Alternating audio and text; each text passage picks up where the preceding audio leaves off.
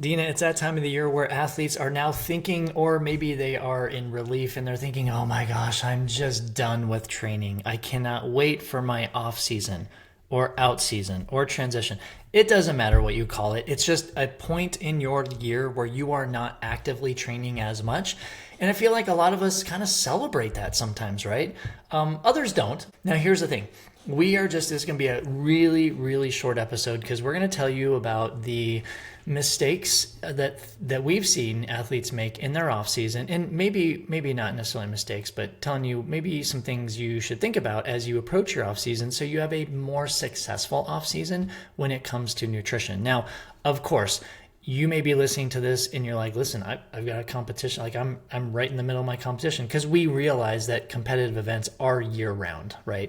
But if this is falling into your off season or out season, this would be a great time to listen to this. If not, just hit the save button and you can listen to it when you have your off season. So Dina, let's open it up. And obviously we see a lot of things happening as athletes transition from competition season to off season, right? The one that I want to just highlight is their psychology, their mindset about food is different, right? Or should be different, because usually we come from a competitive training cycle where we are eating to support training, we're eating to support recovery.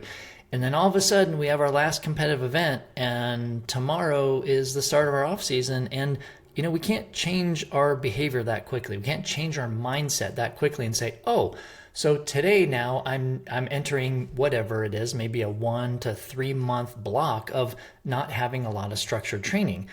But what I find, and I'm sure you've seen this too, Deet, is they're still eating the same as if they're in competition, right? So that's the first thing that I've noticed. Have you noticed that also? Yeah, there's definitely commonly a mismatch in the intake versus the output, not to simplify it in a calorie in, calorie out mode, but there is that misalignment that happens. You think about, and again, we totally are generalizing here because it depends on the athlete, it depends on you and your sport, your competitive level, all that stuff. But normally I'm finding a lot of athletes who are eating maybe 5 times a day, maybe even 6, maybe even 7, right? It depends on them. And all of a sudden they're literally going for walks with their dogs, right? That's like their quote unquote training. And they still maintain their same schedule, because here's the thing we need to consider and remember is this is a behavior change. You are not changing your behavior in terms of your competitiveness. You're changing your behavior in terms of your mindset to nutrition. And that's one of the things I stress is this. Yes, obviously your energy expenditure, so the calories that you are burning, is less because you're going from competition to off season. But I think it's important to know that mindset wise, it takes, and of course, this is just anecdotal, what I've seen in my practice, it can take about 2 to 4 weeks to change your behavior for nutrition. So this is what I do personally when I work with athletes, is a couple of weeks to a month out of their season ending, I actually just say, hey, we're going to have the conversation. So when you finish your last event, we're going to talk about changing your nutrition to support your new training cycle. And that's it. I just leave it at that. So in the back of their head, they remember it. So when we do have that talk, they're like, oh yeah, I remember you talking about that. What do we need to talk about, right? Because I feel like we don't want to throw any surprises the day after or the week after their last event, because, sometimes we get in this little post-mortem, just like, what am I doing now that competition is done, right? Yeah, that discussion is super important, Bob, because the training plan's different, and then the routine is sometimes for some people dramatically different all of a sudden. So having the forethought to pre-plan, even though that's sort of a silly word, but thinking ahead to be proactive going into this time frame. I think sometimes too, from a food perspective and that mindset, it's like, well, anything goes because whatever, it doesn't matter now. Exactly. And so where alcohol intake or maybe the extras and the misses, the foods that maybe we've been monitoring more and now we have this freedom or something, those kinds of foods can increase in our intake. And so having a plan, I think, and thinking about what is it you really need. Maybe it was a break from your structure, and that break can be appreciated in different ways. So really thinking about what are you maybe at risk for, or what are you leaning towards, and really getting to the root of what it is you need. I think those sometimes can be deeper conversations than what it sounds like. For sure. And I think Yeah. what you just mentioned at risk for, I want to highlight that because I think what a lot of athletes, not all, but a lot of athletes are at risk for during the off season is unnecessary weight gain, right? Because they are not changing their behavior to their nutrition plan. And I say unnecessary, and we won't go down that road too much, but yes, should some athletes gain weight during an off season? I would say some do absolutely need to, because maybe their quote unquote race weight was just not a healthy race weight or a healthy weight for their body. It's not supporting immune system functioning, digestive system, all that stuff. But that said, let's go back to the big picture is the unnecessary weight gain is actually really easy to bypass, like to prevent, because it is about the mindset, and the mindset shift of nutrition actually spills over into your habits of your nutrition. So instead of eating 6 times a day, maybe now you're eating 3 or 4, but you're redistributing your macros, right, Dee? This is general, of course, but what kind of macro changes would you do general, or would you recommend generally without knowing someone? Well, I'm always going to look at protein as one of my very first, right? For the macro focus is like, let's make sure that absolutely doesn't, okay, yeah, generalization. So, but I was going to make these firm guidelines, like don't let your protein slip. And for some, that's actually even increasing more just to help with that transition. Like, but I'm used to eating 6 meals a day and I have this hunger and shoot, I want to eat 5 times a day. So, okay, let's make this transition to this new phase of the season, but let's bump up the protein a little bit more to help you with appetite control and maybe some of the cravings. Like you're used to having the 3 o'clock muffin, but your training isn't what it was. So let's switch that to maybe a more protein rich snack. So yeah, keeping the protein what it is or higher would be one of the first priorities I would look at. And then, of course, Bob, you can talk on the carb and fat parts of the teeter-totter as well. Yeah. Well, let me first, because you just highlighted something I want to bring up before we go into carbs and fat, is you highlighted something that's super important, and it's to remember that there are different types of hunger, right? So there is a physical or a biological hunger, and that's probably the easiest thing you can maintain and influence through increasing protein. So when you were talking about that, Dee, I was like, oh yeah, that if you increase your protein in off season, if you increase your daily protein in off season, you will biologically not be hungry, right? However, the reason why we continue in our psychological path of eating the same frequency is because we're not listening to our biological hunger.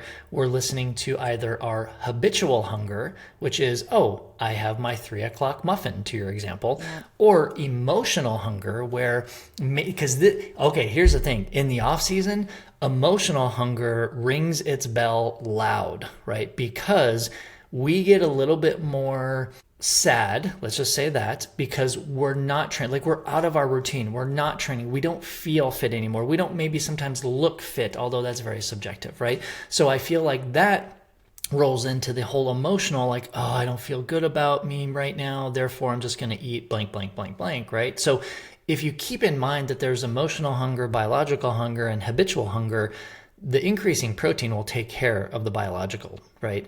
And eventually it will help with the habitual, because you will not put more food in your stomach because you are so full. Like you'll learn that very quickly. The emotional one is tricky though, right? Because here's where carbs and fat come into play too. Like you can bump up your protein, but we know at the same time you probably should reduce your carbohydrates because you don't need as many because you're not burning as many, right? But here's where I think a lot of people make mistakes is, back to my emotional hunger thing, is with the carbohydrates you choose, if we're saying maybe you should reduce those, I feel like a lot of athletes will go to comfort carbohydrates, D, which are maybe have a little more processing, a little bit more added sugars, which also contribute you to keep eating them, right? From a behavior standpoint. So it's like what we normally say is reduce a lot of the white processed carbohydrates that you might have had in your daily nutrition plan during the competitive season, and replace it with more high fiber foods, because those are the ones that will help digestion, slow things down, kind of reduce your frequency of eating throughout the day. I say this tongue in cheek because that's the hardest thing to do. Like literally is Bob, to eat more fruits and veggies. are you saying I should replace my 3 o'clock energy chews with like an apple or something? That's Is that what you're with kinda a protein getting at? source too, because I love pairing protein. But yeah, like to your point, like the energy Yeah. chews or energy bar, right? Or even your muffin Yeah. example. Like we have to back up and say, oh, and the argument I always get is, well, if it's an energy bar versus an apple, like you said, the argument I always get is they're both carbohydrates. They're still giving you carbohydrates. I'm like, yeah, but the type of carbohydrates matter in off season, just like they matter in competition season too. But we need more fiber because we're trying to trigger different things happening in our body to help you control things better. Meaning really control you in your mindset in the off season, and yet that's why I said it's the hardest thing to do. It's usually not easy in my personal professional opinion. It's not hard for people to increase protein. What's hard is for them to decrease carbohydrates and to shift the carbohydrates to more wholesome, high fiber sources. That's the hard part. That's what I spend the first month doing with athletes because it's a very sensitive time in that shift from competitive to off season. But yeah, the fat content. I mean, emotionally too, like that peanut butter jar, Bob. I'm not going to measure out 1 tablespoon. We're putting a Right. whole big spoon in there Yeah. to like. Yeah. So that is a potential area. Speaking to habits, emotional slash your mindset, your routine, your habitual intake, that mindfulness that needs to be there as well. But did you want to add some things about the macro distribution? Fat. Yeah, I mean it's that's a tough one because we are generalizing, but yeah, I Yeah. mean normally, like I always talk in my hand model example, right? So I mean if you guys don't know what the hand model is, please reference one of our earlier metabolic efficiency training episodes. I don't know which episodes those are off the top of my head, but we have a few of them that you can look in our database of. But basically, it's looking at having at least 1 to 1.5 handfuls of protein per meal, right? So you will end up increasing that protein a little bit. And then again, it's a little bit wiggly here, but like between about 1 and 2 handfuls of carbohydrate that are high fiber carbohydrates. That is in reference, and just to let you know, like during your season, you're probably eating more like 2 or 3 handfuls of carbohydrates per meal. So that reduction of carbohydrates has to happen while you shift into more fiber, but at the same time, having a little bit more predominance of that protein by adding about a half a hand. And I've even had some athletes go up to 2 handfuls of protein per meal and 1 handful of carbohydrates. So they'll kind of flip flop the ratio sometimes. You just have to be careful with that because there's obviously some other things that are happening in the body, and we certainly don't want you to under eat. We want you to shift your caloric, balance, but we obviously don't want to push you into a low energy availability by any means. And in terms of the fat content, typically that protein containing a little bit of fat, but also like source of fat, as we were talking Yeah. about carbohydrate selection, is Yeah. fat selection, like our olive oil and avocado example versus, I don't know, fried chicken wings or something. Right. Yeah. Like But- things you would normally find in processed things or like convenience things or Yeah. things you just like in competition season, you're just like, I just need some calories, right? And you don't care Yeah. where they come from and what they're cooked in, kind of a thing. Yeah. Yeah. I would say nuts are definitely beneficial, but you have to be careful, right? Because they're so calorically dense that, a little goes a long way. So nuts are great, but just watch how many you put in. You know what? Another area I think gets missed in this transition season or the transition to transition season would be the hydration piece. Oh yeah, for sure. It might be cooler weather. We're not training as much. We're training differently. I don't know. You just let I'm it drinking slide. more. You're just yeah, like, yeah, or I'm just whatever. drinking more coffee instead, Yeah, or something exactly. else. So that And I there's- think is an area. Yeah, time and place for that for sure. Like we totally understand it, but yeah, I think for what you're saying is don't forget about your hydration. Yeah, maybe it's not Yeah. to the level you were doing, but you don't just drop your hydration by 50% when you change your training cycles. Like that's not how the body works because we need water specifically for so many body functions, even if you are not actively training, right? So I usually recommend not dropping your fluid intake more than a liter a day from competition season to off season. So if you're drinking 4 liters a day, in competition season, don't go less than 3 in an off season, right? Because you still need that coming in. I have one more thing, Dee, and we are not popular when we say this, but the off season is not the time to have any sport nutrition products that are in the what I categorize the sport category. So energy bars, gummies, waffles, all these different things. Now, I think there's a time and a place for a protein powder. Maybe, right? You'd really have to kind of back me in a corner and give me the down low on why you would need that, because it's so easy to get protein from food, especially in the off season. But that's probably the only one. That and maybe electrolytes that are non-calorie electrolytes. Yeah. I think those two, electrolytes would fit more. The protein powder is iffy, but possibly. But that's where I look at, like, first and foremost, get rid of most sport nutrition products. Like, they're just, especially ones that have a lot of calories, because we need to focus on food. I am going to back you up on that, and definitely makes us a little less popular with some people, but that's why we're saying what we say. Exactly. That's what we do. Say. That's right. Yeah. Well, you know why? Because, obviously it's our podcast, but two, we don't have any sponsors to our podcast either, right? That's why we've gone sponsor free, because we want this to be uncensored. Not that we're dropping F-bombs or anything, but we want it to be uncensored in terms of, like, not sticking to one thing or having to say one thing because, oh my gosh, are we going to upset our sponsor? No, we're going to tell you how it is, right? This is how it is. And obviously we work individually with athletes. So if there is a concern for under eating protein, or if they're vegan or something like that, we'll work with you, right? But generally speaking, this transition is definitely the time to think about going more from a whole food perspective, not the grocery store, unless you really love that grocery store, and nothing against them, of course, because they are not our sponsor.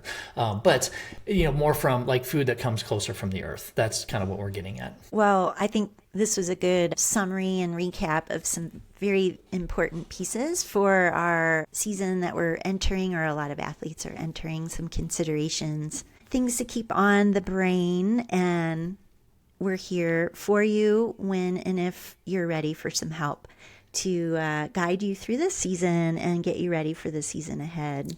And where can they go to find us and interact with all of us, our entire community?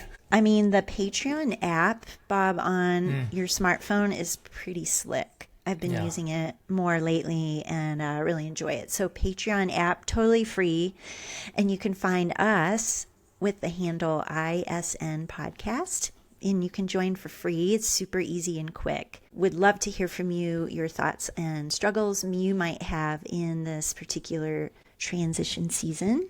So we invite you to join us there, or the website, patreon.com/ISN podcast.